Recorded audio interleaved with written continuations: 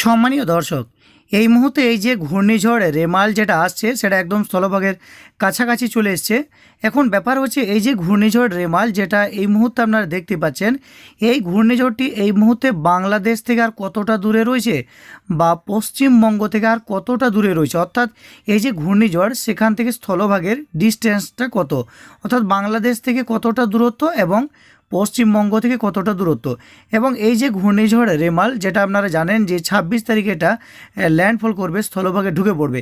এখন প্রশ্ন হচ্ছে এই যে ঘূর্ণিঝড় রেমাল সেটা বাংলাদেশে ঢুকবে নাকি পশ্চিমবঙ্গে ঢুকবে নাকি মায়ানমার নাকি আপনার এদিকে উড়িষ্যাতে ঢুকবে। এখন প্রশ্ন হচ্ছে এই ঘূর্ণিঝড় রেমাল সেটা কোন দিকে যাবে। তো আপনাদেরকে একটু প্লে করে দেখিয়ে দিচ্ছি যে এই ঘূর্ণিঝড় রেমাল সেটার গতিপথ একটু কোন দিকে রয়েছে। তো দেখুন ডিস্টেন্সটা আস্তে আস্তে কমতে কমতে 26 তারিখ অর্থাৎ রবিবার যখন সন্ধে নাগাদ এটা কিন্তু স্থলভাগে ঢুকে পড়বে। তবে এই মুহূর্তের আপডেট বা এই মুহূর্তের যে গতিপথ বা এর যে মুভমেন্ট সেটা থেকে বোঝা যাচ্ছে যে এটা আমাদের পশ্চিমবঙ্গেই ঢুকবে। তবে কিন্তু আমাদের আবহাওয়া দপ্তরের পক্ষ থেকে বলছে, ভারতীয় আবহাওয়া দপ্তরের পক্ষ থেকে, যে এটা পশ্চিমবঙ্গে ঢুকবে না, এটা কিন্তু বাংলাদেশেই ঢুকবে। তো বন্ধুরা একটু প্লে করে দেখিয়ে দিচ্ছি এই মুহূর্তে স্যাটেলাইটের অনুযায়ী, স্যাটেলাইট যেটা বলছে সেটা দেখুন আমরা দেখতে পাবেন যে এই মুহূর্তে ঘূর্ণিঝড় রেমাল সেটা কিন্তু পশ্চিমবঙ্গে ল্যান্ডফল করছে। কারণ এই যে বর্ডার লাইন দেখতে পাচ্ছেন, পূর্ব দিকটা হচ্ছে বাংলাদেশ, পশ্চিম দিকটা হচ্ছে ওয়েস্ট বেঙ্গল। তো এই মুহূর্তের আপডেট অনুযায়ী এই যে ঘূর্ণিঝড় রেমাল সেটা কিন্তু দক্ষিণ 24 পরগনা জেলাতে এটা কিন্তু ঢুকে পড়ছে। তবে আমাদের আবহাওয়া দপ্তরের পক্ষ থেকে জানানো হচ্ছে এটা কিন্তু বাংলাদেশের উপর দিয়েই যাবে। অর্থাৎ এই যে একটা লাইন আপনাদেরকে দেখাচ্ছি, আপনারা একটু লক্ষ্য করবেন, এখানে বাংলাদেশে ঢুকে ঘূর্ণিঝড়টা ঠিক বাংলাদেশের এবং পশ্চিমবঙ্গের ঠিক এই সাইড বরাবর উপর দিয়ে চলে যাবে। এখন প্রশ্ন হচ্ছে এই যে ঘূর্ণিঝড় যেটা এখন বঙ্গোপসাগরে অবস্থান করছে এই মুহূর্তে, অর্থাৎ লাইভ, অর্থাৎ এই যে আজকে শনিবার সন্ধ্যা নাগাদ, তো বাংলাদেশ থেকে কত দূরে বা পশ্চিমবঙ্গ থেকে কত দূরে, এর ডিস্টেন্সটা কতটা। তো বন্ধুরা সেই সম্পর্কে এখানে দেখুন আজকে একটা খবর প্রকাশ হচ্ছে, আর এই খবর দেখুন এখানে বলছে যে এটা কতটা দূরে আছে। তো দেখুন এখানে পরিষ্কার বলা হয়েছে যে খেপুপাড়া, অর্থাৎ বাংলাদেশ থেকে এটা প্রায় 490 কিলোমিটার দক্ষিণে রয়েছে, বাংলাদেশের খেপুপাড়া থেকে 490 কিলোমিটার দক্ষিণে। অর্থাৎ এই মুহূর্তে এই যে ঘূর্ণিঝড় রেমাল যে জায়গাতে অবস্থান করছে সেটা বাংলাদেশের এই যে খেপুপাড়া সেখান থেকে এটা ডিস্টেন্স কত না 490 কিলোমিটার দূরে রয়েছে বাংলাদেশ থেকে। এবার দেখুন এখানে পশ্চিমবঙ্গ থেকে কতটা বলছে না, পশ্চিমবঙ্গের সাগরদ্বীপ থেকে 380 কিলোমিটার দূরে রয়েছে। অর্থাৎ এখানে পরিষ্কার বলা হয়েছে, দেখুন এখানে কিন্তু 490 কিলোমিটার বাংলাদেশ থেকে, আবার 380 কিলোমিটার রয়েছে পশ্চিমবঙ্গ থেকে।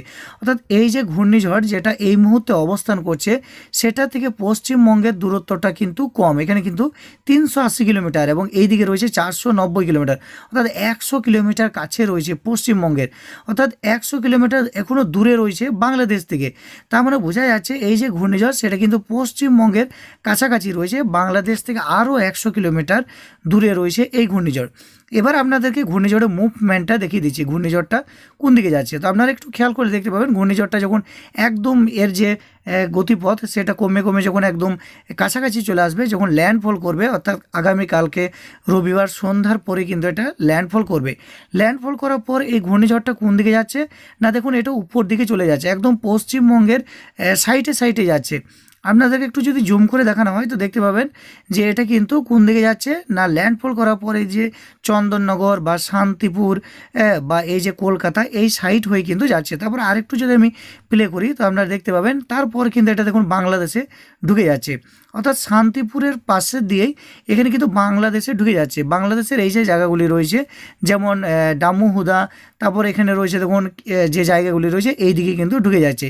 এরপর দেখুন এখানে যে জায়গাটা রয়েছে আলমডাঙ্গা, এই যে মেহেরপুর, এই দিক দিয়ে কিন্তু বাংলাদেশে ঢুকে যাচ্ছে। অর্থাৎ পশ্চিমবঙ্গে রয়েছে আপাতত কত দূর পর্যন্ত পশ্চিমবঙ্গে থাকবে না, এখানে দেখুন দক্ষিণ 24 পরগনা যেখানে এটা ল্যান্ডফল করবে, তারপরে কলকাতার সাইড হয়ে ব্যারাকপুর হাবড়া হয়ে বনগাঁও হয়ে এটা কিন্তু শান্তিপুরে পরেই কিন্তু এটা আবার বাংলাদেশে ঢুকে যাচ্ছে। ঠিক এইভাবে শান্তিপুরে পরে বাংলাদেশে ঢুকে যাচ্ছে এবং বাংলাদেশে ঢুকার পর দেখুন বাংলাদেশে ঢুকে একদম উপর দিয়ে উত্তর দিকে চলে যাচ্ছে, একদম উপর দিয়ে চলে যাচ্ছে। আপনারা একটু খেয়াল করলে দেখতে পাবেন। তারপরে কিন্তু এর যে শক্তি সেটা আস্তে আস্তে হ্রাস পাবে। অর্থাৎ বাংলাদেশের এই যে লালপুর, তারপর আপনার রয়েছে যেমন ভারমামারা, এই যে জায়গাগুলি রয়েছে, সিংড়া, আপনারা দেখতে পাচ্ছেন এই যে সিংড়া, এই যে জায়গাগুলি রয়েছে, এই দিয়ে কিন্তু এটা উপর দিয়ে চলে যাচ্ছে, একদম উত্তর দিয়ে চলে যাচ্ছে। এখানে দেখুন পশ্চিমবঙ্গ থেকে অনেকটাই কিন্তু ডিস্টেন্স হয়ে গেছে। অর্থাৎ আপনাদেরকে একটু দেখিয়ে দিচ্ছি আমি, এই যে আপনার যে বর্ডারটা রয়েছে, বর্ডার লাইন, এই বর্ডার লাইন থেকে অনেকটাই দূরে চলে যাচ্ছে। অর্থাৎ একদম এটা বাংলাদেশে ঢুকে যাচ্ছে। পশ্চিমবঙ্গে জাস্ট ল্যান্ডফল হবে, তারপর কিন্তু এটা বাংলাদেশ দিয়েই চলে যাবে। অর্থাৎ এর যে গতিপথ সেটা পশ্চিমবঙ্গে ঠিক এইভাবে ঢুকে কলকাতার সাইড হয়ে এইভাবে আবার বাংলাদেশে ঢুকে যাবে। এবং এটার যে আপনার বর্ডার দেখতে পাচ্ছেন, এই যে বর্ডার, এই বর্ডারের ঠিক বাঁ সাইডে অর্থাৎ পশ্চিমবঙ্গে ল্যান্ডফল হতে পারে, যেটা সম্ভাব্য দেখাচ্ছে। তারপর বাংলাদেশে এইভাবে প্রবেশ করবে। এখন বিষয় হচ্ছে বাংলাদেশে প্রবেশ করুক বা যেখানে প্রবেশ করুক, এর যে ক্ষয়ক্ষতি বা কোন জায়গাতে সবচেয়ে ক্ষয়ক্ষতি হবে। তো এই মুহূর্তে আপনাদেরকে যে গ্রাফিক্সটা যেটা দেখাচ্ছি, এই গ্রাফিক্স অনুযায়ী আপনাদেরকে আমি বোঝানোর চেষ্টা করছি। যে জায়গাগুলি লাল হয়ে আছে, অর্থাৎ এই যে জায়গাগুলি যেগুলি রেড কালার, একদম রেড জোন, এইগুলিতে সবচেয়ে ক্ষয়ক্ষতি হবে বা ঝড় বৃষ্টি বেশি হবে। সেক্ষেত্রে দেখুন একদম পুরোটাই বাংলাদেশের উপর দিয়েই কিন্তু এই ক্ষয়ক্ষতিটা বেশি হচ্ছে। এটা কিন্তু পুরোটা বাংলাদেশ। দেখুন বাংলাদেশের উপরেই কিন্তু রেড জোন বেশি আছে, এখানে কিন্তু পশ্চিমবঙ্গের উপর রেড জোন একটু কম আছে। তার মানে বোঝা যাচ্ছে ঘূর্ণিঝড় রেমালের জন্য বাংলাদেশে ক্ষয়ক্ষতি একটু বেশি হবে পশ্চিমবঙ্গের তুলনায়।